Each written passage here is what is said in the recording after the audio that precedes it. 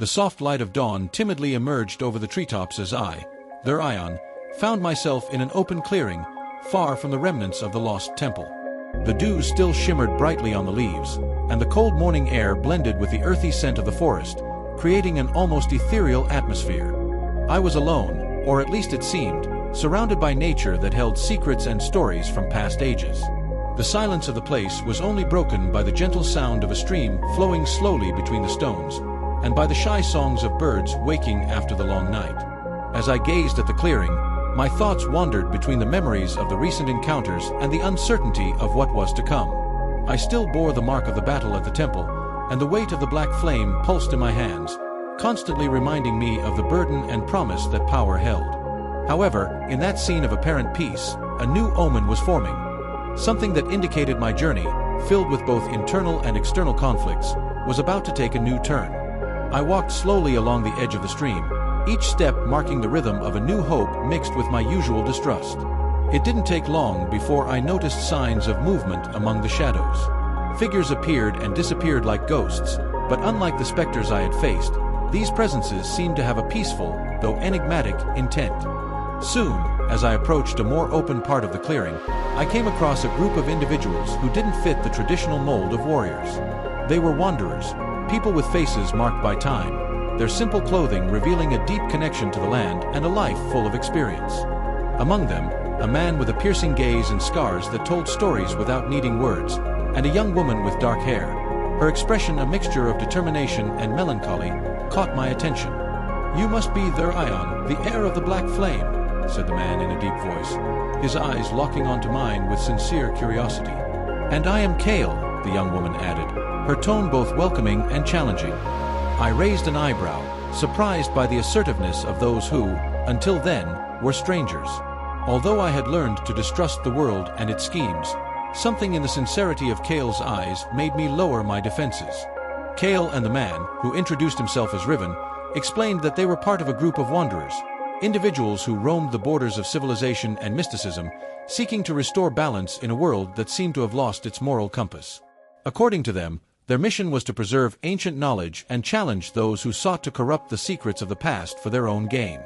"Our path is not one of easy glories or glorious battles," Riven stated, gesturing with his weathered hands.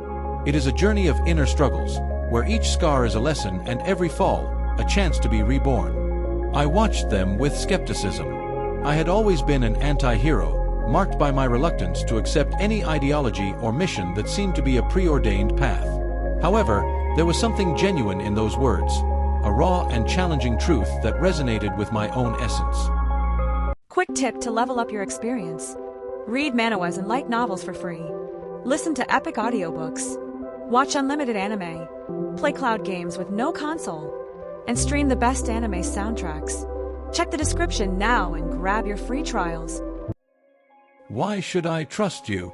I asked, my voice heavy with distrust, but also with a longing for something that could fill the void left by the countless battles I had faced alone. Kale, with a steady gaze, responded, "Because, Therion, each of us carries scars that light cannot erase. If there's anything the Black Flame has given you, it's the ability to see the truth behind appearances. We, wanderers, do not seek glory or recognition. We seek the lost essence of a world that needs to be remade." As I listened to those words, my inner turmoil swayed between the need to continue alone and the desire to find companions who shared the same pain and hope. Riven added, "We believe that together, we can face not only the external enemies but also the shadows that dwell within each of us." Those words pierced my soul like arrows, awakening a feeling I had long avoided, the idea that true strength can arise from the unity of those who, even imperfect, fight for a greater ideal. From that unexpected encounter, we walked together along trails that wound through ancient trees, where time seemed to have paused to watch our journey. The nature around us was both vibrant and relentless. The morning sun struggled to penetrate the dense foliage, creating patterns of light and shadow that danced on the ground covered with fallen leaves. As we moved forward, Kale shared stories of his own journey, a past filled with difficult choices and an unrelenting search for redemption that led him to abandon the city and embrace a life of wandering. His words were filled with a sincerity I rarely encountered, and between restrained smiles and moments of introspection, I began to allow myself to believe that perhaps I didn't have to face the challenges alone. Riven, in turn, spoke with a voice marked by skepticism and experience.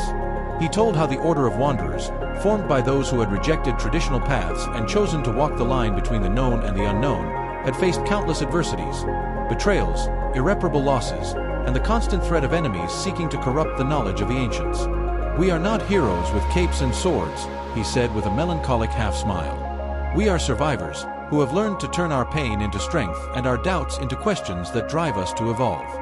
As we walked, the tension between the past and the present mixed with our conversations. We stopped for a moment near a crystal-clear stream, where the water flowed with the lightness of a song. "There," Kale asked me. "Therion, what brought you here?" I hesitated before answering, contemplating the complexity of my own journey. "I'm searching for answers," I confessed, my voice rough with weariness and uncertainty. "I'm trying to understand if this curse and this gift I carry can, in some way, bring meaning to my existence." The silence lingered for a few moments, as the sound of the water washed away my doubts. "Riven, always straightforward," replied. "The true answer, my friend, lies in the courage to face not only the world outside, but also the demons that lurk within us."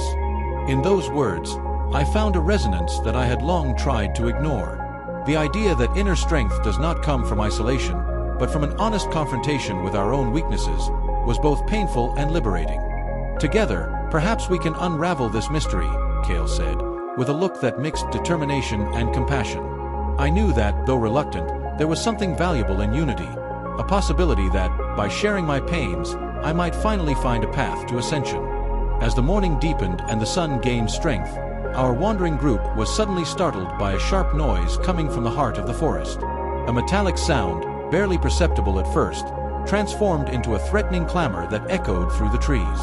"Prepare yourselves," shouted Riven, his gaze hardening in the face of the imminent approach of something unknown. Suddenly, a shadow detached from the mist and advanced toward us. It was not an ordinary creature. It was a slender being, its skin the color of the earth itself, adorned with marks and tattoos that told stories of battles and rituals. Its eyes, cold and calculating, locked onto mine with an intensity that froze my blood. "You do not belong here," the creature said, its voice rough, cutting like the blade of a sword. The atmosphere filled with instant tension, the stream's murmuring ceased, and even the wind seemed to hold its breath. Kale stepped forward, facing the intruder with a surprising calm, despite the clear apprehension on his features. "Therion, we seek the truth," he replied with conviction, as Riven positioned himself at my side. I, feeling the black flame pulsing in my hands, realized that this confrontation was inevitable. Another test, not just physical, but also spiritual, meant to reveal whether I could maintain the balance between power and my own demons. The creature, whose presence radiated both hostility and ancient knowledge, advanced with surprising agility. A brief clash began, with precise strikes and sharp exchanges of words. "You dare challenge those who guard the secrets of the earth?" the creature taunted, as its hands traced symbols in the air that seemed to glow with a power of their own. In a moment of pure adrenaline, the creature launched an attack that nearly struck me, forcing me to react. I felt the energy of the black flame intensify, and in an almost instinctive impulse, I unleashed an explosion of power that lit up the clearing with a fiery aura.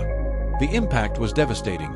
The creature was thrown backward, and the air filled with muffled screams and the sound of branches snapping. Each beat of my heart marked the rhythm of a battle that unfolded not only in the body but also in the soul. During that confrontation, I realized that true strength was not in the ability to land blows, but in the courage to face one's own fear, to look into the eyes of that which challenged us at every turn. With the silence gradually returning, the few remaining enemies retreated into the depths of the forest. The environment, once filled with tension and deafening sounds, began to be dominated by a stillness that felt almost sacred. My body trembled with the fatigue of the fight, and the black flame, though pulsing, began to stabilize in my hands. I looked at Kale and Riven, who exchanged glances of both relief and determination, and felt a connection I had never experienced before. "Each battle, no matter how painful, reveals a fragment of the truth," Riven murmured, his voice choked with emotion, as he helped me catch my breath. I knew, in that exact moment, that this clash was not just an interruption in our journey, but a lesson, a proof that the unity of the Wanderers could forge a strength capable of transcending the limits of fear and solitude. The responsibility of carrying the black flame pulsed intensely in my chest, mixing the fear of the unknown with the renewed hope that, together, we could face the challenges that lay ahead.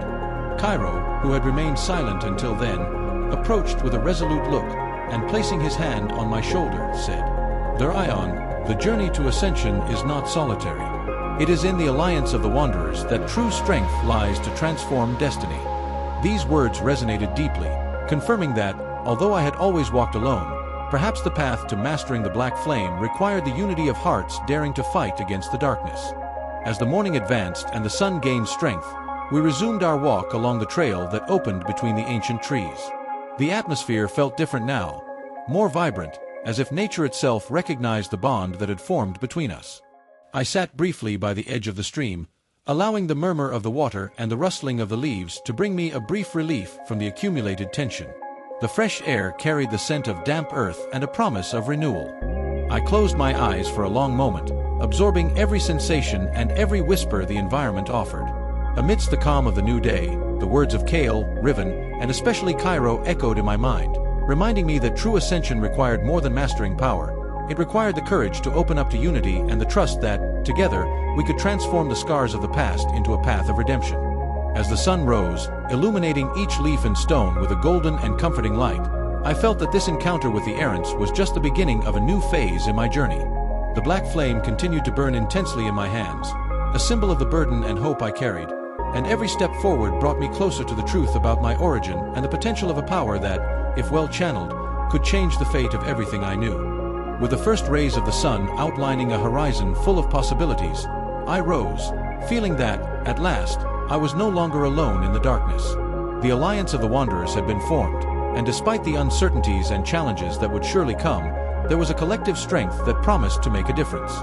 I, Therion, now understood that in order to transcend my own existence, I would need to not only face the ghosts of my past, but also trust in the unity of those who, like me, had chosen to walk the path of the improbable and the uncertain. As we walked together along the trail that disappeared into the vastness of the forest, the soft sound of our steps blended with the murmur of the wind and the distant songs of birds, creating a symphony that celebrated the hope and determination of a new dawn. Destiny unfolded with every step, and I was ready to embrace this new era, where the alliance of the Wanderers would be the key to transforming not only my life, but also the very balance between light and shadow in this world so full of secrets and promises. Did you enjoy the video? Don't forget to leave a like and subscribe to the channel. This helps us know which stories you love most and which ones we should prioritize in future productions. Your support is essential for us to keep bringing you the best manhwa content every day. See you in the next episode.